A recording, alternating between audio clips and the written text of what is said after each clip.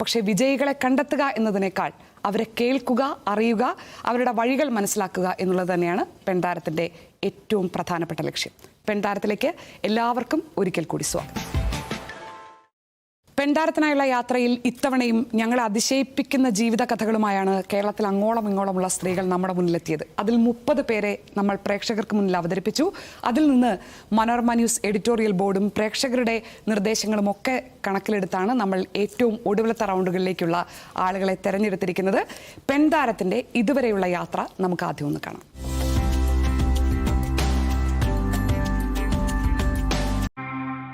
അപ്പോൾ പെൺതാരങ്ങൾ എല്ലാവരും നമ്മളോടൊപ്പം തയ്യാറാണ്. ഇനിയുള്ള 4 എപ്പിസോഡുകളിലായി ഏറ്റവും ഒടുവിലത്തെ റൗണ്ടിലെത്തിയിട്ടുള്ള ആളുകളെ നമ്മൾ പരിചയപ്പെടും.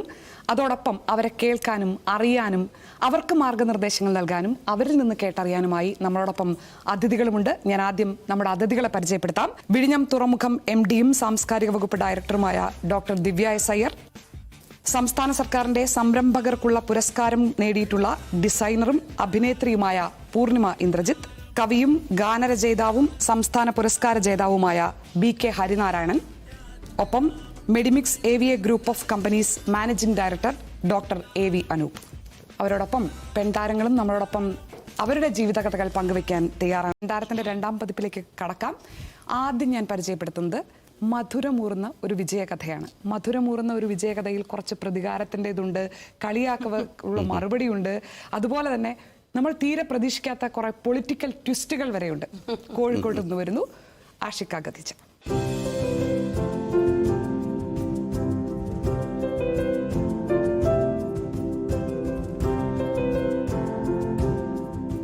ചെറുപ്പം തൊട്ടേ മേ ബി എൻ്റെ ഒരു പാഷനായിട്ടുള്ളതാണ് ഈ ബേക്കിംഗ്, കുക്കിംഗ്. പഠിച്ചത് BSc MLT ആണ്. മീൻസിൽ അതായത് ഒരു മെഡിക്കൽ പ്രൊഫഷണലാണ് പഠിച്ചത്. പക്ഷേ പഠിച്ച് കഴിഞ്ഞ് ഞാൻ ജോലിക്ക് പോകാൻ തുടങ്ങി. പക്ഷെ അതിൽ എന്തൊക്കെയോ എവിടേക്കോ ഒരു മിസ്സിങ് പോലെ, അതായത് ലൈഫിൽ ഒരു അത്ര ഹാപ്പി അല്ല. അപ്പം അതുപോലെ കല്യാണം കഴിഞ്ഞതിന് ശേഷം ഹസ്ബൻഡ് ചോദിച്ചു, നിനക്ക് നിൻ്റെ ഒരു പാഷൻ എന്നെ ചൂസ് ചെയ്തുകൂടെ, നിനക്ക് ഇഷ്ടമില്ലാത്തൊരു ജോബ് ചെയ്യുന്നതിലും നല്ല നിനക്ക് എന്താണോ ഇഷ്ടമുള്ളത് അതെന്നെ ചൂസ് ചെയ്തുകൂടെ എന്ന്. അങ്ങനെ പിന്നെ ചെറിയ രീതിയിൽ ഒരു 2019 സെപ്റ്റംബറിലാണ് ചെറിയ രീതിയിൽ നമ്മളിതുപോലെ ചോക്ലേറ്റിൻ്റെ ബിസിനസ്സായിട്ട് സ്റ്റാർട്ട് ചെയ്തത്.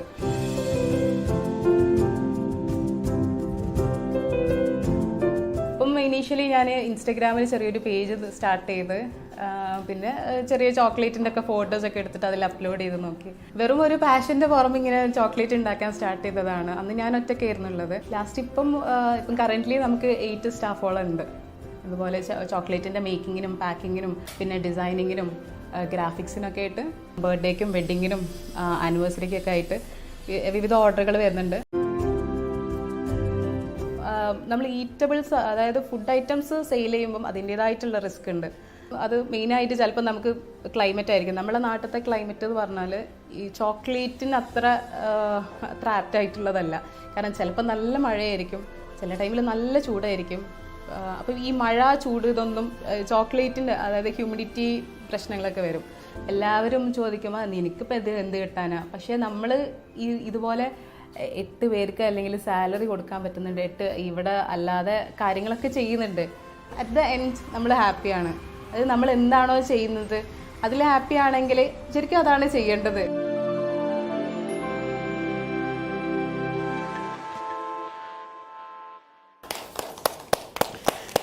ആഷിക ഖദീജ, ആഷികയുടെ ജീവിത കഥയിൽ നിന്ന് എനിക്ക് ഏറ്റവും സ്ട്രൈക്കിംഗ് ആയി തോന്നിയത് സന്തോഷം തോന്നിയില്ല. മെഡിക്കൽ പ്രൊഫഷണലായി ജോലി ചെയ്യുമ്പോൾ സന്തോഷം തോന്നിയില്ല എന്ന് വെച്ചാൽ ജോലിയിലും വരുമാനത്തിലും സന്തോഷം എന്നതും കൂടി ഒരു പ്രധാനപ്പെട്ട ഘടകമായി കാണണമെന്നാണ് ആഷിക പറയുന്നത്. എന്നിട്ട് ഇപ്പോൾ സന്തോഷമുണ്ടോ? അതെ, നമ്മൾ എന്തൊരു ചെറിയ വർക്ക് ചെയ്യുകയാണെങ്കിലും അതിപ്പോൾ നമ്മൾ സന്തോഷത്തോടു കൂടി ചെയ്യുകയാണെങ്കിൽ അതിൻ്റേതായിട്ടുള്ളൊരു റിസൾട്ട് ഉണ്ടാവും. അപ്പം നമ്മൾ ഇഷ്ടമില്ലാത്തൊരു ജോബ് ചെയ്യുന്നതിലും നല്ലത് നമ്മളുടെ മനസ്സിന് എന്താണോ ഹാപ്പി ആക്കുന്നത് അത് ചെയ്യുന്നതാണ്. ഡോക്ടർ അനൂപ്, ബിസിനസിന്റെ കോളത്തിൽ എവിടെയാണ് നമ്മൾ സന്തോഷം മാർക്ക് ചെയ്യുക? തീർച്ചയായിട്ടും ഇതിൽ പറഞ്ഞത് കേട്ടപ്പോൾ തന്നെ എനിക്ക് സന്തോഷമുണ്ടായി. കാരണം വളരെ ചുരുക്കം ആളുകളെ പറയുള്ളൂ ഞാൻ ചെയ്യുന്നത് ടേൺ ഓവർ കുറവായാലും ലാഭം കുറവായാലും ഇടയ്ക്കെല്ലാം ബുദ്ധിമുട്ടുകൾ അനുഭവപ്പെട്ടാലും ഇപ്പം എനിക്ക് സന്തോഷമുണ്ടെന്ന് പറയുന്നത്. ഞാൻ എപ്പോഴും പറയുന്നൊരു കാര്യമാണ്, ഒരു ബിസിനസ്സിൻ്റെ സക്സസ് എന്ന് പറയുന്നത് നമ്മൾ എങ്ങനെയാണ് മെഷർ ചെയ്യാന്ന് പറഞ്ഞാൽ ഞാൻ എപ്പോഴും പറയുന്നത് മനസ്സമാധാനത്തോടെ ഉറങ്ങാൻ കഴിയുമ്പോഴാണ്. പൂർണിമ, അപ്പോൾ സന്തോഷം മധുരമുള്ളൊരു ബിസിനസ്, അതിന്റെ സക്സസ്, ആ കോമ്പിനേഷനെ ശ്രീമതി പൂർണിമ എങ്ങനെയാണ് കാണുന്നത്? അടിപൊളി കോമ്പിനേഷൻ അല്ലേ അല്ലേ ആഷിക? ആഷിക മോഹൻ കണ്ടറിയാലോ ആ കോമ്പിനേഷൻ കാരണല്ല ചിരി മൊത്തം. അതെ അതെ, തീർച്ചയായിട്ടും. എന്നെ ഏറ്റവും കൂടുതൽ സന്തോഷിപ്പിക്കുന്ന കാര്യം എന്ന് പറഞ്ഞാൽ ചോക്ലേറ്റ് കഴിക്കുന്നതാണ്. എനിക്ക് ആരെങ്കിലും ഒരു ചോക്ലേറ്റിന്റെ ഗിഫ്റ്റ് തരിക എന്ന് പറഞ്ഞാൽ, സോ ആ ചോക്ലേറ്റ് നമുക്ക് ബാക്കിയുള്ളവർക്ക് കൊടുത്ത് അവരെ സന്തോഷിപ്പിക്കാൻ പറ്റുന്നുണ്ട്. വൈറ്റ് ചോക്ലേറ്റ്, അതായത് ഞാൻ ഒരുപാട് ചോക്ലേറ്റ് ഇങ്ങനെ കഴിക്കുന്നതുകൊണ്ട് ഹസ്ബൻഡ് ചോദിച്ചു എനിക്കിതെല്ലാം വീട്ടിലുണ്ടാക്കി കഴിച്ചുകൂടെ എന്ന്. ഞാൻ വിചാരിച്ച് വെറുതെ പുറമേ നിന്ന് ഒരുപാട് ആർട്ടിഫിഷ്യൽ ഉള്ളത് വാങ്ങി കഴിക്കണ്ടല്ലോ, എനിക്ക് എന്നെ ഒന്ന് ട്രൈ ചെയ്തിടാം. അങ്ങനെ ഒരുപാട് ട്രയൽസ് നടത്തി. ഇതുപോലെ യൂട്യൂബിലൊക്കെ ശരിക്കും പറഞ്ഞാൽ അവനോട് കഴിക്കാനാണ് തുടങ്ങിയത്. അതെ അതെ അതെ, സത്യം പറഞ്ഞാൽ അങ്ങനെയാ തുടങ്ങിയത്. എനിക്ക് തോന്നുന്നു ആയിഷയുടെ കാര്യത്തിൽ ചോക്ലേറ്റിനെക്കാളും റാപ്പറാണ് കൂടുതൽ ക്രിയേറ്റീവ് ആയതെന്തോ. അതെങ്ങനെയാ, അതിന്റെ ഒരു ഉദയം എങ്ങനെയായിരുന്നു എന്നൊന്നും അറിഞ്ഞു. 2020 ഇങ്ങനെ കസ്റ്റമൈസേഷൻ എന്നുള്ള രീതിയിൽ സ്റ്റാർട്ട് ചെയ്തു. അത്യാവശ്യം നല്ല, ആദ്യമൊന്നും ഇതിന് ഓർഡർ വന്നിട്ടുണ്ടായിരുന്നില്ല. കാരണം കസ്റ്റമൈസ്ഡ് ആയിട്ടുള്ള പ്രൊഡക്ട്സ് ആകുമ്പോൾ നമുക്ക് അതിൻ്റെതായിട്ടുള്ള റേറ്റ് കാര്യങ്ങളൊക്കെ ചെയ്യേണ്ടി വരും. അതൊക്കെ കുറച്ചൊരു ഇതെന്താ ഇങ്ങനെ ഒരു റേറ്റ് എന്നുള്ളത്. പിന്നെ ആൾക്കാർ ചോക്ലേറ്റ്സ് ടേസ്റ്റ് ചെയ്ത് അതിന്റെ ഒരു പാക്കിംഗ് ഒക്കെ കണ്ടപ്പം അവർക്കും ഇത് വേണം. ഈ തെരഞ്ഞെടുപ്പും ചോക്ലേറ്റും തമ്മിൽ എന്താണ് ബന്ധം? സാധാരണ തെരഞ്ഞെടുപ്പും ചോക്ലേറ്റിന് ഒരു റോളും ഇല്ല, പക്ഷെ റോൾ ഉണ്ട് അല്ലേ? അതെ അതെ, എന്താണെന്ന് ഏതൊരു ഫീൽഡിലാണെങ്കിലും ചോക്ലേറ്റിന് റോൾ ഉണ്ട്. സാധാരണ നമ്മൾ വാലന്റൈൻസ് ഡേക്കൊക്കെ ചോക്ലേറ്റ് ഓക്കെ, പക്ഷെ ഇത് പൊളിറ്റിക്കലായും ചോക്ലേറ്റിന് ഒരു ഇമ്പാക്ട് ഉണ്ടാകും. അതെ, എങ്ങനെയായിരുന്നു ആഷിക? അതായത് നമ്മള് ഇതുപോലെ അന്ന് ഇലക്ഷന്റെ ടൈം സ്റ്റാർട്ട് ചെയ്യുന്നോണ്ടായിരുന്നല്ലോ. അപ്പം ഞാൻ ന്യൂസിൽ ഇങ്ങനെ ഷാഫി പറമ്പിൽ ഒരു വീഡിയോ കാണാനിടയായി.